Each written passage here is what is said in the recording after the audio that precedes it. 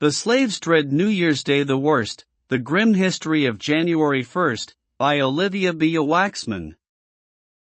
A circa 1830 illustration of a slave auction in America.Rischgitz / Hulton Archive, Getty Images.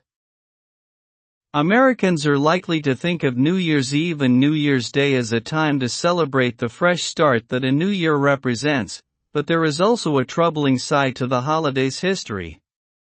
In the years before the Civil War, the first day of the new year was often a heartbreaking one for enslaved people in the United States.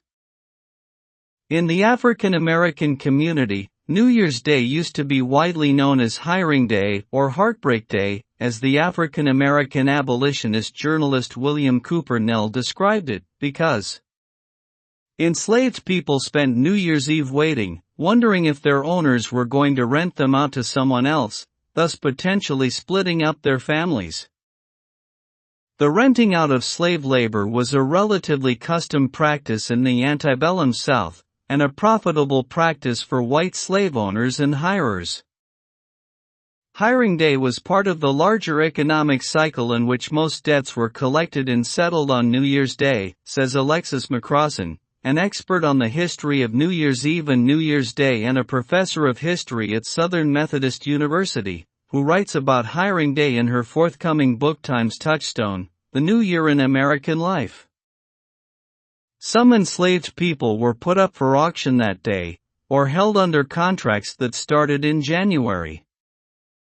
These transactions also took place all year long and contracts could last for different amounts of time.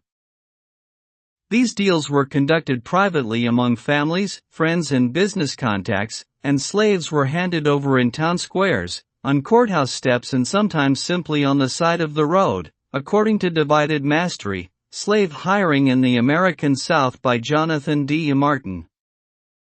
Accounts of the cruelty of Hiring Day come from records left by those who secured their freedom, who described spending the day before January 1st hoping and praying that their hirers would be humane and that their families could stay together. Of all days in the year, the slaves dread New Year's Day the worst of any, a slave named Lewis Clark said in an 1842 account.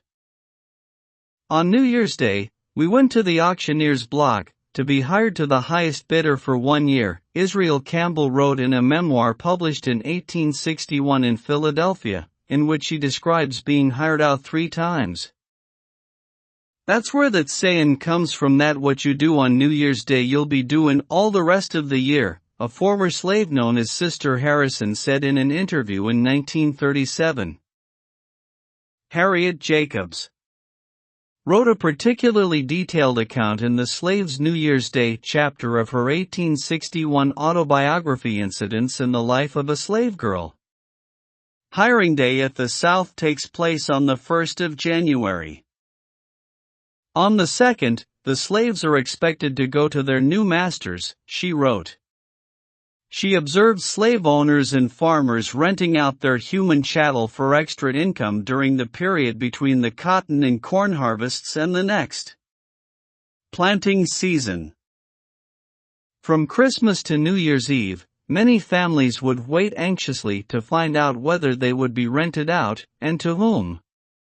On New Year's Day, at the appointed hour the grounds are thronged with men, women, and children, waiting, like criminals, to hear their doom pronounced, Jacobs wrote. On one of these fateful days Jacobs saw a mother lead 7 children to the auction block. She knew that some of them would be taken from her, but they took all. The slave trader who took the children wouldn't tell her where he was taking them because it depended on where he could get the highest price.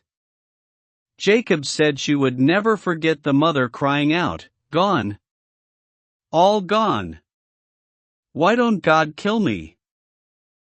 Enslaved people who attempted to resist going to their new masters were whipped and thrown in jail until they relented and promised not to run away during the new arrangement.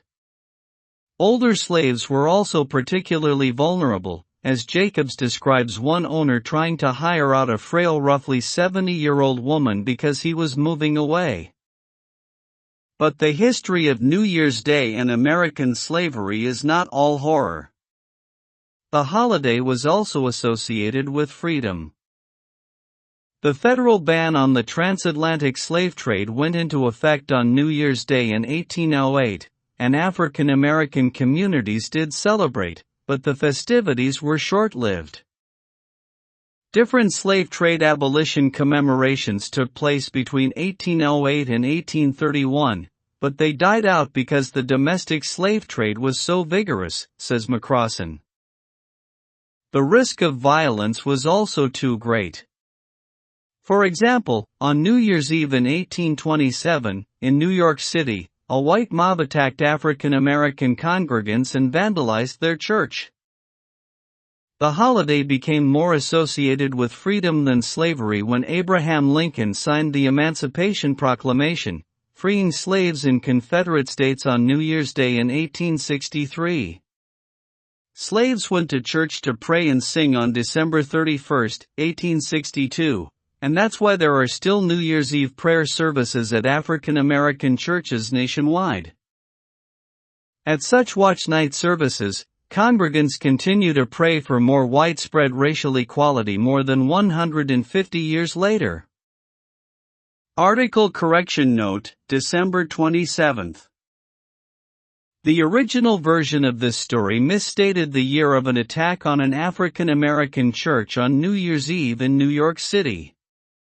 It was 1827, not 1927. About the author. Write to Olivia B. Waxman at olivia.waxman@time.com.